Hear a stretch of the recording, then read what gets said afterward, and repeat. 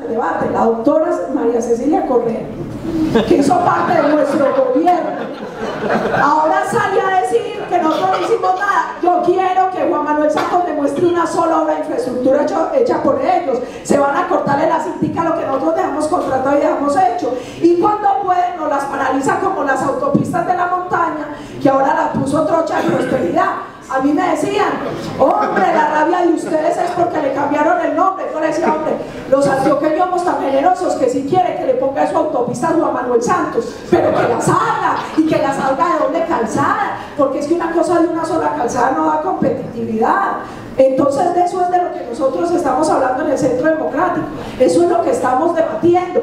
Necesitamos acceso a créditos blandos, necesitamos insumos a buen precio, necesitamos desarrollo de infraestructura, necesitamos garantía de seguridad física y seguridad jurídica.